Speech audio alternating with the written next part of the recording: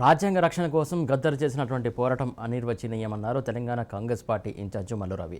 Vote ద్వారా రాజ్యాంగాన్ని కాపాడుకోవచ్చని చివరి వరకు విశ్వసించినటువంటి వ్యక్తి గద్దర్ అన్నారు.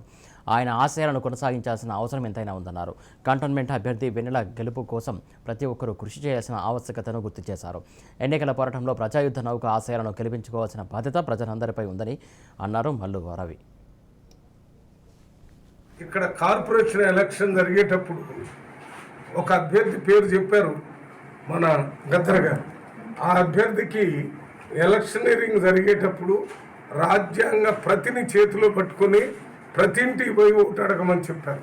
అంటే రాజ్యాంగ రక్షణ కోసం గద్దర్ గారు పనిచేస్తూ ఈరోజు భారతదేశంలో మోడీ గారి పరిపాలన కానీ కేసీఆర్ గారి పరిపాలన కానీ రాజ్యాంగానికి వ్యతిరేకంగా అంబేద్కర్ రాసిన రాజ్యాంగం కాకుండా మోడీ రాసిన రాజ్యాంగం, కేసీఆర్ రాసిన రాజ్యాంగం ప్రకారం పరిపాలన జరుగుతున్న పరిస్థితులు ఉన్నాయి. కాబట్టి గద్దర్ గారు ఆ రాజ్యాంగాన్ని గౌరవించి గద్దర్ గారు వారసురాలుగా ఇవాళ మన వెన్నెల గారికి రాహుల్ గాంధీ గారు, మల్లికార్జున ఖార్గే గారు, రేవంత్ రెడ్డి గారు, మల్లు భట్టి విక్రమార్క గారు అందరూ సమిష్టిగా ఆలోచించి వారికి కాంగ్రెస్ పార్టీ టికెట్ కంటోన్మెంట్ అసెంబ్లీకి ఇవ్వటం జరిగింది.